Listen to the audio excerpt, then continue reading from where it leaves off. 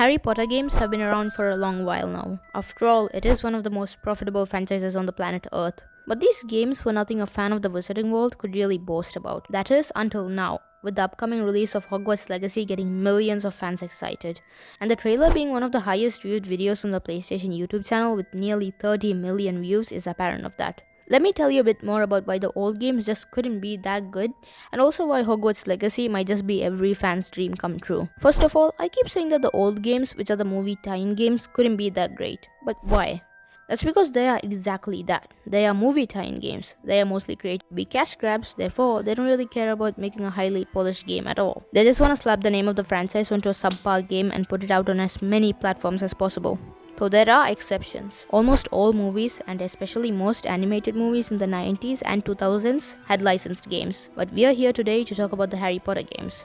So with each of the Harry Potter movies came along a game. Most of them were just okay, some of them were better than others, and most fans who grew up playing these games probably loved them, because that's all the fans had, so that's why they love it. Some adaptations like the Harry Potter Lego games were spectacular and real fan favorites, whereas others like the Deathly Hallows Part 1 and 2 games are hated by both fans and gamers alike. Most fans agree that EA destroyed the final games to this game saga. It was basically Call of Duty Harry Potter. And the game had just so many technical issues. No one really liked it at all. And that's even apparent in the Metacritic scores, as it's one of the lowest rated games by EA. And these games had a few other limitations too. They always had to roughly stick to the story of the movies or books. And they didn't have the technology to support those visions that you would get in your mind after reading the books or watching the movies. Nowadays, games like Harry Potter and the Philosopher's Stone for PS1 might not look that good, but at the time it might have looked good.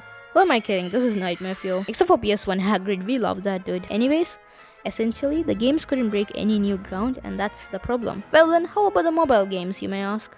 I remember around the time Hogwarts Mystery was released, I was quite excited to play it. And then I realized it was just like all the other mobile games. It had an interesting concept, but the fact that it was a mobile game was its main problem. I mean, it makes money, that's why there are still Wizarding World mobile games coming out. It just isn't the game we want. Mainly because they use microtransactions and other annoying mobile game tactics. Well, they are mobile games, so they have to use these tactics to survive in the mobile game market, I guess.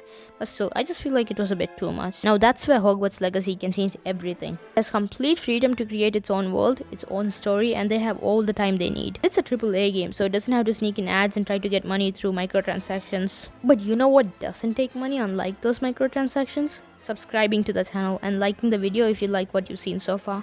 Feel free to do it, as it's completely free and helps me out a ton. And I would really appreciate it, as I have currently 0 subscribers. Anyways, in 2018, there was this leak about a Harry Potter RPG game. One features of the leaked footage we could see is that we could customize our character and that it wasn't set in the same time period of Harry Potter. This just got fans really excited for what could be coming. Then, in the PlayStation event in 2020, it was officially revealed to the world that there was indeed a Wizarding World game that was being developed, and it was to be released in 2022. And the trailer blew up, garnering nearly 30 million views. Later, we got the news that the game was delayed to 2022, which meant fans had to wait a bit longer for the game. But I think it's completely understandable to have to delay a game a set period of time so that we can get the best experience possible.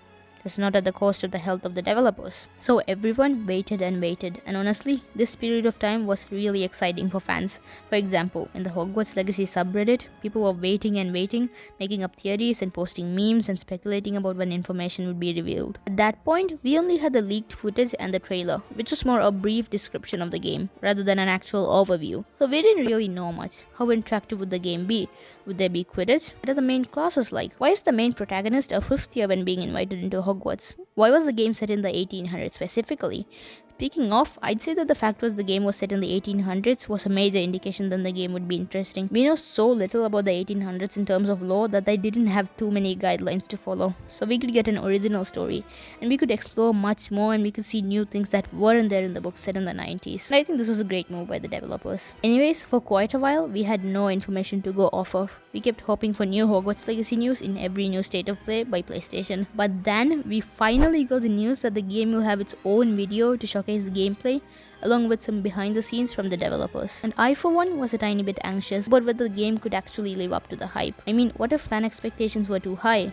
What if it all turns out to be not a good game at all? Well, luckily none of that happened, and the gameplay and features showcase did not disappoint. It just hyped up people even more. And we finally got a release window, which is Holiday 2020, so it's coming out soon. Anyways, all the features seem great, and we got to know much more about the game through this showcase. Things like the classes and the room of requirement, and interacting with fantastic beasts, the common rooms, the ability to go outside the castle, and the storyline around the goblins and the original characters, and apparently the emphasis for your actions, and things like the spells and the ability to use at least one of the forbidden spells, and just so many more things that make the game seem really interesting. After the showcase, we were shown some behind the scenes stuff by the developers, and honestly it was so cool to hear about how this game was being made. And the greatest thing is that these are fans who grew up with Harry Potter and with the whole Harry Potter games. And now they're making a new game using all of the knowledge they have as fans as well as the knowledge they have as developers. It's essentially a game made by fans for fans, just at a huge scale as a AAA game. It's really clear that a lot of people are excited for this game, and the developers seem to be putting a lot of heart into the game too. This game is just gonna be a huge dream come true for lots of fans, and the idea of being able to explore the castle and visit the iconic places you've heard and seen throughout the books, but to have complete control in those locations just gets me excited. And in all honesty, I'm glad that this game was delayed.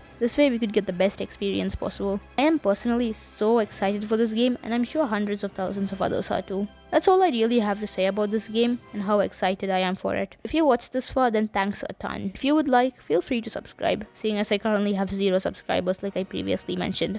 So yeah, thanks again. I really appreciate you watching the video. Bye.